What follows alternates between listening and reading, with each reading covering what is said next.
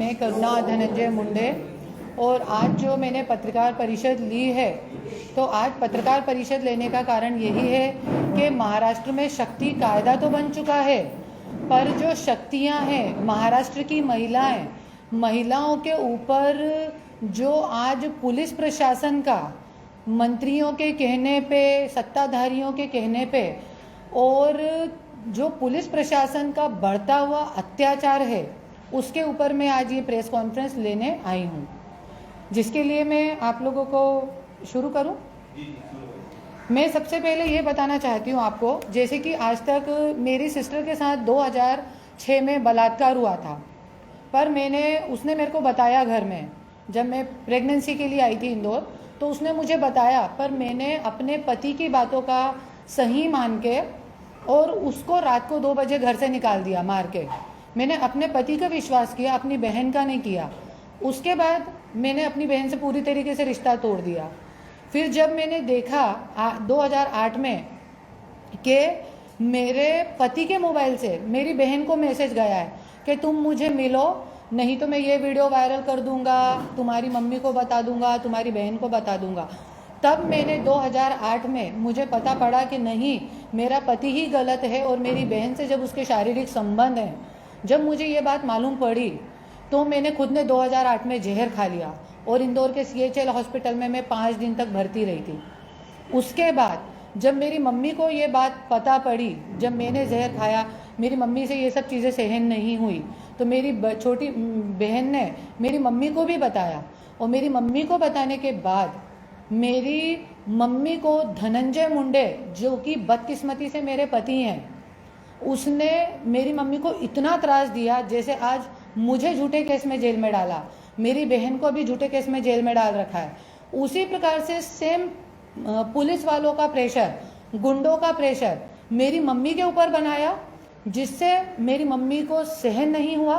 और मेरी मम्मी को पैसों की भी लालच दी थी उसने, पर पैसों के पीछे मेरी मम्मी नहीं गई, पुलिस वालों से नहीं घबराई, गुंडों से नहीं घबराई, उनसे सहन नहीं हुआ, तो उन्होंने 2008 में 15 दिसंबर 2008 को उन्होंने जहर खाया। और उस जहर खाने में धनंजय मुंडे का इतना मेंटली प्रेशर कि उनकी आत्महत्या हो गई, उन्होंने आत्महत्या कर ली। फिर भी हम लोगों ने ये सब चीज़ें धनंजय मुंडे की दहशत और डर के कारण छुपाया, और मेरे बच्चे जो कि 1-1 साल के गैप में थे, छोटे थे, मैंने हर चीज़ छुपा के, अपने पति प्रेम में रह के, अपने बच्चों के मोह में रह के, हर चीज़ छुपा के, अपनी बहन को गलत वो मान के, मैंने अपने पति की इज्जत आज तक बहुत बचाई। इनफैक्ट आपने खुद ने देखा होगा, पूरी मीडिया, पूरा महाराष्ट्र गवाह है कि मुझे जब जेल में भी डाला, आज तक मेरे पति ने मुझे कोर्ट में ये बताया कि मैं लिव इन पार्टनर हूँ उनकी, पर मैं उनकी पहली पत्नी हूँ। मेरे पास इतने प्रूफ हैं, 25 सालों के 25 प्रूफ हैं कि मैं उनकी पहली पत्नी हूँ। I am the legal वेडेड wife. पर उसके बावजूद भी आज मैंने मीडिया पे मुंह नहीं खोला है अपना कि मैं पहली हूँ, कि 5वीं हूँ, कि 25वीं हूँ। उसके बाद भी, इतना छुपाने के बावजूद भी, अभी मेरे को मेरे पति ने जब जेल में डाला, तब भी जब मैं जेल से बाहर निकली तो हंसते हुए निकली, और बाहर निकल के मैंने मीडिया पे यही बोला, नो कमेंट्स। मीडिया, ABP माझा, TV9, जबकि नगर तक मेरे पीछे आए, ईमानदारी से अपनी ड्यूटी निभा रहे थे, पर मेरे पति की इज्जत तब भी मैंने बोला नहीं रखूंगी। मैंने अपना पत्नी धर्म निभाया और उनकी इज्जत रखी मैंने। इसके बाद अभी मेरे पति ने, मेरी बहन का और मेरे पति का क्या था, आज मैं 2008 से मेरी बहन से बात नहीं करती थी। यदि आप लोगों को इस बात का विश्वास नहीं हो, महाराष्ट्र की जनता को, गवर्नमेंट को, किसी को इस बात का विश्वास नहीं हो, तो आजकल हर चीज़ गूगल पे होती है। मेरे फ़ोन का निकाला जाए CDR, मेरे पति का निकाला जाए, मेरी बहन का निकाला जाए, मैं जिस बिल्डिंग में रहती हूँ, मेरी बहन जिस बिल्डिंग में रहती थी, उन सबके CCTV फुटेज, मेरी जो बिल्डिंग है उसमें तो सारा गूगल अपडेट होता है। मेरे घर पे कोई भी आता है, कोई भी जाता है, सारा गूगल अपडेट होता है। तो आज मेरे गूगल अपडेट पे निकाला जाए कि मेरी बहन मेरे घर पे कितनी बार आई। साल में 2 बार आती थी मुश्किल से, वो भी बर्थडे पे, और अभी 3-4 साल से आना शुरू हुई थी, क्योंकि मेरे हस्बैंड और उसके जो रिलेशन थे पहले, उसके कारण हम दोनों के रिश्ते खट्टे हो चुके थे, बात नहीं करते थे हम दोनों। पर वो सब भी जाने दीजिए एक तरफ, मैंने हर बात को छुपाया, अपनी मर्यादा निभाई एक पत्नी धर्म की। पर आज जब मेरे हस्बैंड ने मुझे जेल में डाला, मेरी बहन को जेल में डाला, मेरी माँ का मर्डर करा, मेरे भाई की ये रिपोर्ट है, मेरे भाई को इतना मेंटल त्रास दिया उसने 2016 में कि उसको ब्रेन हेमरेज आ गया। मैं हर चीज़ के प्रूफ लेके बैठी हूँ आज, हर चीज़ के प्रूफ। इतना उसको टेंशन आया कि 2016 में उसको ब्रेन हेमरेज आ गया। इसके बाद अभी भी मेरी बहन को जब जेल में डाला तो मेरे भाई को वापस से हॉस्पिटलाइज करना पड़ा, अटैक टाइप का आ गया था उसको, माइनर अटैक। मेरी भाभी को भर्ती करना पड़ गया। उसके बाद आप देखेंगे तो धनंजय मुंडे जो है आज अपने मंत्री पद का सबसे ज़्यादा दुरुपयोग जो कर रहा है। मैं बोलती हूँ हर करप्शन ठीक है, पर आज यदि इस महाराष्ट्र में शक्ति कायदा है तो शरद पवार जी को धनंजय मुंडे को लात मार के अपने मंत्री पद से निकालना चाहिए, क्योंकि वो महिलाओं पे एक घर की एक नहीं, दो नहीं, तीन नहीं, चार चार महिलाओं पे अत्याचार कर रहा है। आज मेरी माँ को मारा उसने, मेरी बहन के साथ बलात्कार करा, मेरे को 2 बच्चे पैदा करके आज 25 साल बाद रोड पे छोड़ दिया। आज मेरी छोटी सी बच्ची है, वो 6 महीने रह के उसके घर में मेरे पति उठा के ले गए थे उन दोनों को। मैंने पुलिस कंप्लेंट करी, कोई पुलिस ने आज तक कोई उस पर ये नहीं ली है एक्शन। जैसे पुलिस वालों को मेरे पति ने खरीद के रखा हुआ, जैसे घर की हो पुलिस इनकी, उसी प्रकार आप देखिए ये मेरी सिस्टर रेनू ने, आज मैं इस मैटर पे आज भी नहीं बोलने वाली थी, पर मैं जब मेरी सिस्टर से मिलने गई जेल में 3 दिन पहले, तो उसने बोला कि आज अपना कोई भी नहीं है, आज तू भी नहीं बोलेगी। तो वो इसके जरिए उसके पीछे और जितनी लड़कियों का सेक्स रॉकेट है वो सब लड़कियों को इसके जरिए डरा रहा है कि यदि तुम मेरी आवाज़ खोलोगे तो मैं अपने 2 बच्चों की माँ को जेल में डाल सकता हूँ, उसकी बहन को जेल में डाल सकता हूँ, तो कोई मीडिया तुम्हारी नहीं सुन रही है, कोई पुलिस वाला तुम्हारी नहीं सुन रहा है और तुम जेल में जाओगे। ये प्रेशर दूसरी लड़कियों पे भी बनाने के लिए वो ये कर रहा है। तो ठीक है, आज तू जेल में हो क्या, मैं जेल में हो क्या, कोई बात नहीं, पर तू प्रेस कॉन्फ्रेंस ले और ये सब चीज़ें तू ले। उसने मुझे अपने मरे हुए मुँह की कसम दी, इसलिए मैं आज ये प्रेस कॉन्फ्रेंस ले रही हूँ कि ठीक है, पति के नाम का तो मैंने पानी और पिंडदान छोड़ दिया है कि नहीं चाहिए ऐसा अय्याश, ऐसा औरतबाज पति मुझे। मॅडम तुम्ही गंभीर आरोप करताय धनंजय मुंडेंवर, त्यांच्या अन्य महिलांची देखील आरोप नहीं, मेरे पास हर चीज़ के प्रूफ हैं। प्रूफ हाँ, बहुत सारी लड़कियों के साथ उनके नाजायज संबंध हैं, बहुत सारी, 1 2 नहीं, बट और मेरे पास सबके साथ, जैसे कि भाऊ ने बोला कि आप गंभीर आरोप, तो आरोप नहीं, ये मैं प्रूफ कर सकती हूँ। पर आज मेरे पास मेरी बहन के भी फोटो वीडियो हैं, पर उसमें मेरा पति नंगा है तो मेरी बहन भी नंगी है, इसलिए मैं डिस्क्लोज नहीं कर सकती। और अभी मेरे को ऐसा लगता है कि आज मेरी बहन को मेरे पति ने अपने सेक्स का क्या बोलते हैं उसको, जाल में फंसा के आज उसको 40 साल का कर दिया। आज एक घर में उसने एक औरत को मार दिया, एक बहन को 40 साल का कर दिया, एक को 42 साल का कर दिया। कहाँ जा रहा है ये महाराष्ट्र? शिवाजी महाराज का गला फाड़ फाड़ के नाम लेके राजकरण करने वाले ये लोग किस मुंह से शिवाजी महाराज का नाम लेते हैं? शिवाजी महाराज तो महिलाओं की इज्जत के लिए चले थे, महिलाओं की इज्जत आबरू बचाने चले थे। और आज यहाँ पे शक्ति कायदा, सुप्रिया ताई ने भी 2 दिन पहले बोला, थोड़े दिन पहले, कि जो व्यक्ति महिलाओं के ऊपर अत्याचार करेगा मैं उसका हाथ काट दूंगी। तो मैं सुप्रिया ताई से हाथ जोड़ के पैर पड़ के, मेरी बहन भी 8-9 महीने से सुप्रिया ताई को कंटिन्यू मैसेज कर रही है कि उसको न्याय दीजिए, न्याय दीजिए, पर सुप्रिया ताई ने भी कोई रिस्पॉन्स नहीं दिया आज तक उसको। वो पूरे चैट हैं मेरे पास भी। मैं हाथ जोड़ के सुप्रिया ताई से पैर पड़ के, वो भी एक महिला है और एक बच्ची की माँ है, मैं उनसे हाथ जोड़ के करती हूँ विनती, हाथ मत काटिए आप धनंजय मुंडे के, बस उसको मंत्री पद से निकाल दीजिए लात मार के।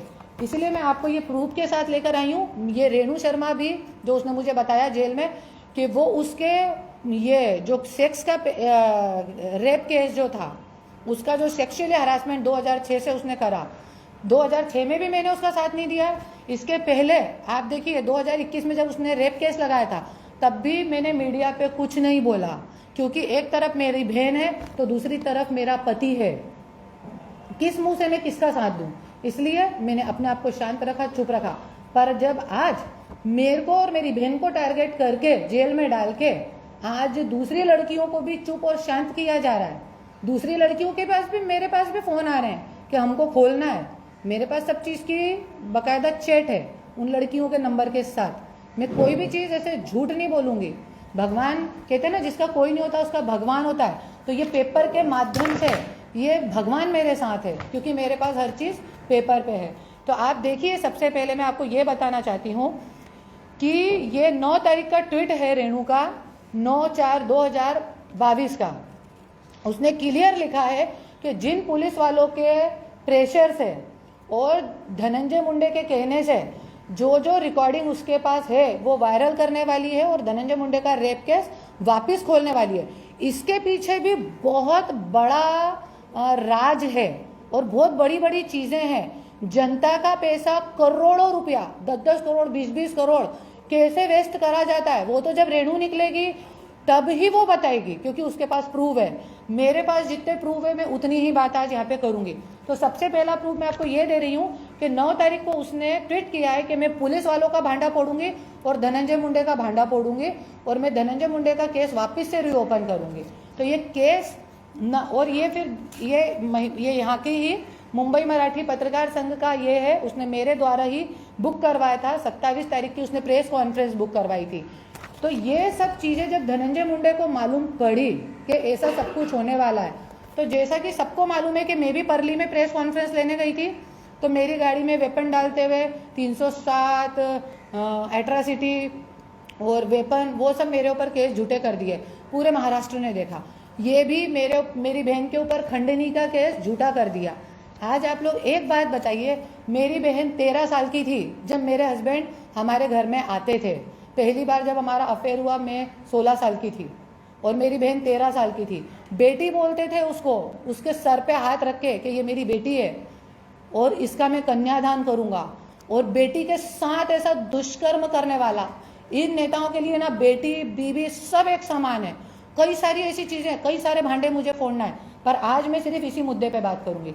दूसरी बात यह कि यदि मेरी माँ, अभी जो आयो ऑफिसर है वो मेरी सिस्टर का निकाल के लाए कि वो इससे बात करती थी, उससे बात करती थी, है ना। राष्ट्रवादी के एक और नेता मेरी बहन से बात करते थे, तो मैं खुला चैलेंज देती हूँ, मेरी बहन किस नेता से बात करती थी वो लाकर दे, है ना, लाकर दे।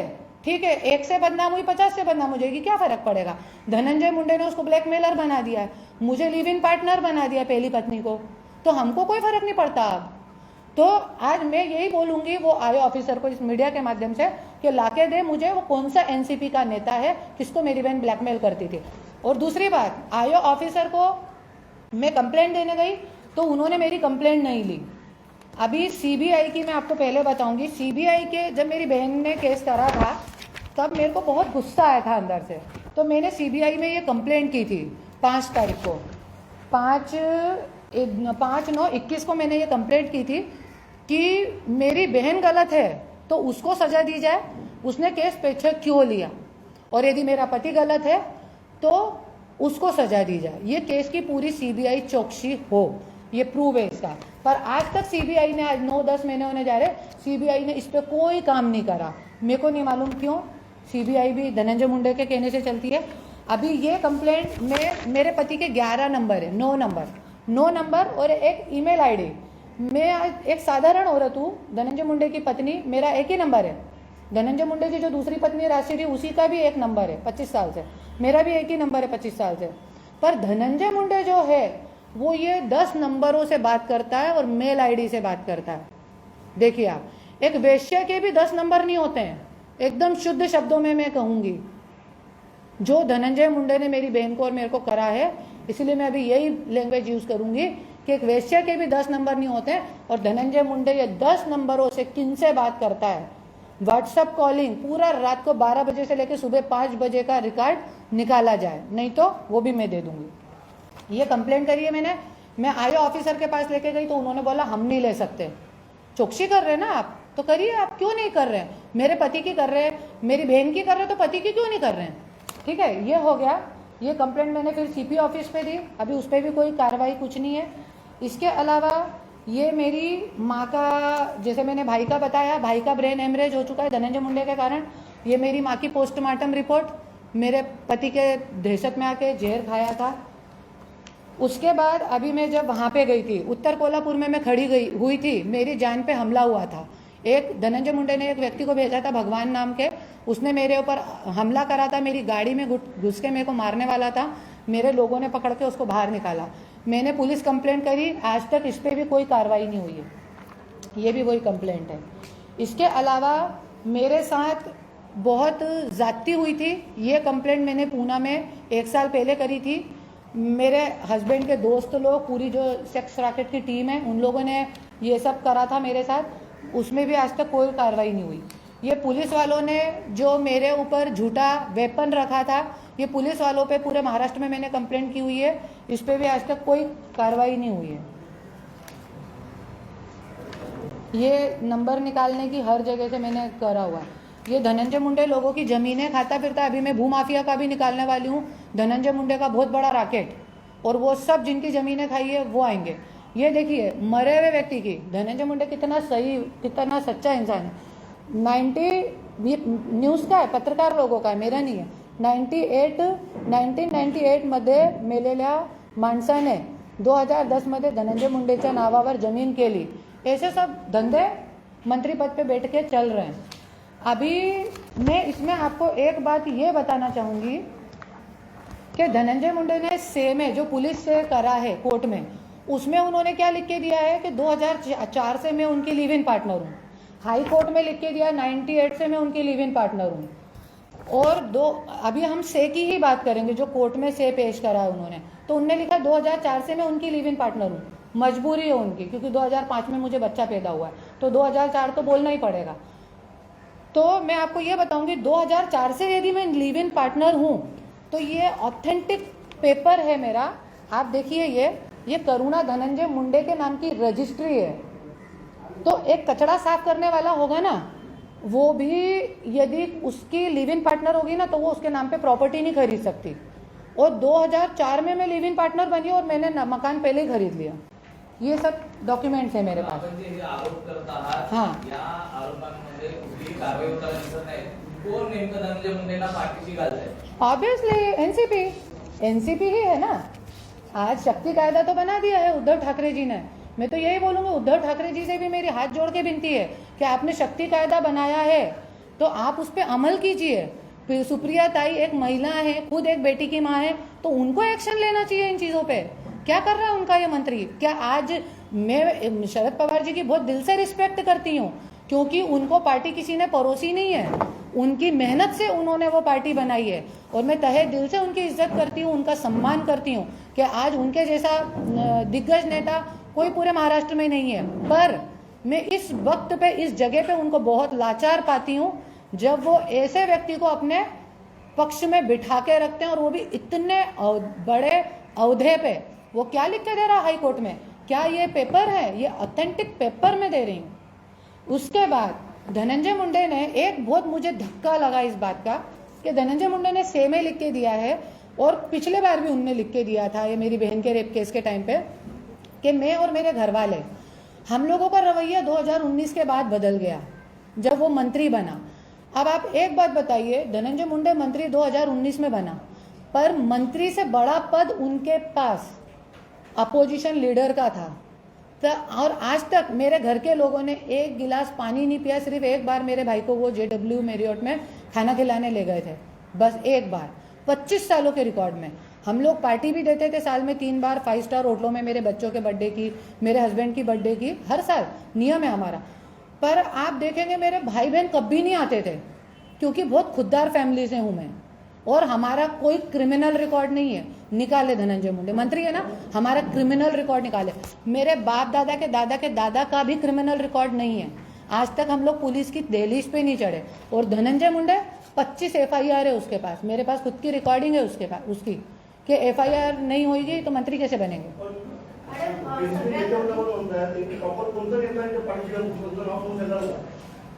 याला एक जोडून आजची पत्रकार परिषद तुमच्या मुलीच्या नावाने हाँ, पास तुमची मुलगी का पत्रकार परिषद? मेरी बेटी भी आने वाली थी, पर वही धमकियां चालू है भयंकर तरीके से। मेरे को भी भयंकर धमकियां चालू है।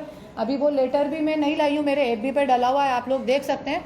मेरे को भी गंदी गंदी धमकियां कि तुम्हारे वीडियो बनाएंगे, एडिटिंग चालू है। एक पत्रकार ने इनफैक्ट मुझे बताया फ़ोन करके कि ताई साहब आपके वीडियो की एडिटिंग चालू है और आपके गंदे गंदे फोटो बनाए जा रहे हैं। मैंने बोला ठीक है, पत्नी तो मैं धनंजय मुंडे की हूँ, लोग तो यही बोलेंगे ना धनंजय मुंडे की पत्नी कर रही है, जो कर रही है धनंजय मुंडे की पत्नी कर रही है। मैं तो हूँ करुणा धनंजय मुंडे। चुनाव आयोग ने मेरा पर्चा एक्सेप्ट करा है, पर्चा मेरा करुणा धनंजय मुंडे के नाम से एक्सेप्ट हुआ है, तो मतलब मैं करुणा धनंजय मुंडे हूँ। मेरे आधार कार्ड, पैन कार्ड, हर चीज़ पे करुणा धनंजय मुंडे, तो किसी के कहने से कोई फर्क नहीं पड़ता। मेरी बेटी भी आने वाली थी। हाँ,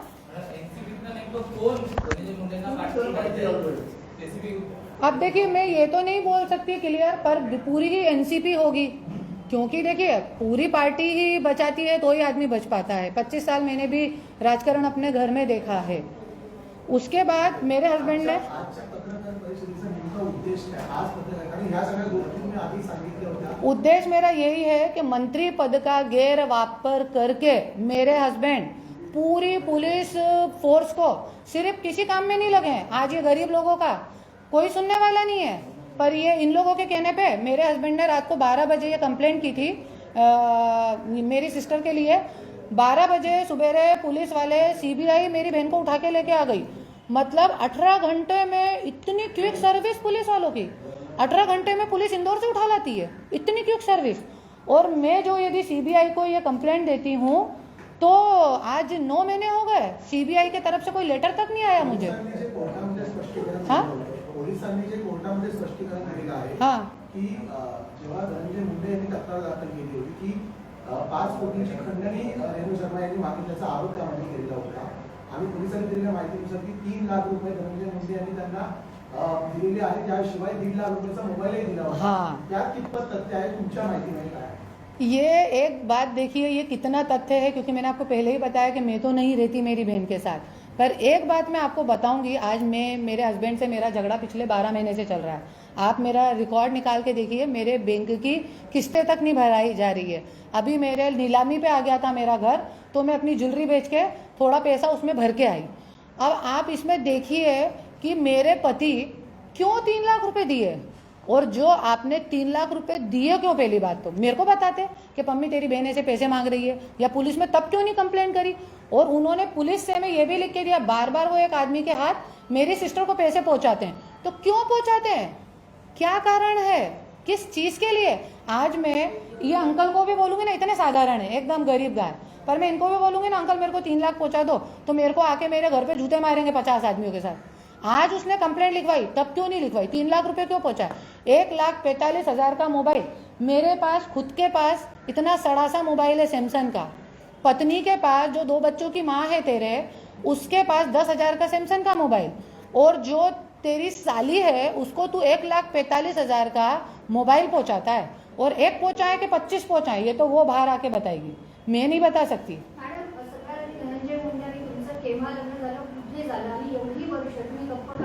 नहीं, ये इसकी प्रेस कॉन्फ्रेंस में अलग लूंगी, ये आज सिर्फ मेरे बहन की और मेरी ही, ये बहन की ही प्रेस कॉन्फ्रेंस है। ऑलरेडी काल सुद्धा कोर्टामध्ये जे प्रकरण सुनावणी झाली, 8 जून पर्यंत आता हे प्रकरण कोर्टामध्ये आहे। याआधी तुमच्या बहिणीचा जामीन अर्ज 2 वेळा फेटाळण्यात आलेला आहे। मग आता पुन्हा तुमच्या बहिणीची सुटका सरकार कसं काय करू शकतं? सरकार कैसे करेगी अपनी बहन की रिहाई, क्योंकि ऑलरेडी ये प्रकरण कोर्ट में है। कोर्ट ने अभी बोला है कि अभी जो सुनवाई शुरू है और पुलिस इन्वेस्टिगेशन शुरू है, तो उसको कोई बाधा ना पहुंचे, इसलिए उनको बेल नहीं दी गई।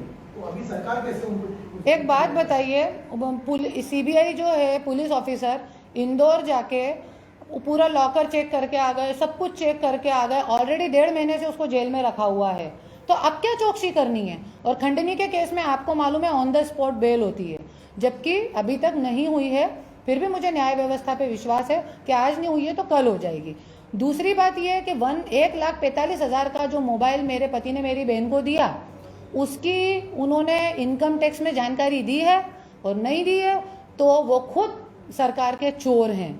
और 3 लाख रुपए उन्होंने बताया है सेम है कि वो आंगड़िया से दिए उन्होंने। तो मंत्री हो के, सामाजिक न्याय मंत्री हो के, आपके और हमारे जैसे साधारण लोग भी ये यूज नहीं कर सकते आंगड़िया वगैरह। और सामाजिक न्याय मंत्री हो के धनंजय मुंडे आंगड़िया यूज करता है और बकायदा हाईकोर्ट में लिख के दे देता है कि मैं आंगड़िया यूज करता हूँ। हाउ कैन यू से लाइक दिस, कैसे कह सकता है वो ऐसा। मतलब कोई कायदा, कोई कानून, कुछ भी नहीं है आज। इसके अलावा बहुत सी बातें हैं। इसके अलावा मेरे हस्बैंड ने कोर्ट में एक बात लिख के दी है कि मैं भी उनसे बड़े बड़े पैसों की डिमांड करती हूँ। तो आज आप एक बात बताइए, 25 साल में धनंजय मुंडे की पत्नी होने के बावजूद मेरे पास 5.5 करोड़ का, मैं हमेशा बताती हूँ ये बात, मैंने अपने लाइव में भी बताया है, अपने चुनाव आयोग में भी बताया, 5.5 करोड़ का एक मकान है जिसपे 2.5 करोड़ का कर्जा है जो कि मेरे नाम पे। कोई भी पत्नी अपने नाम पे कर्जा नहीं लेगी।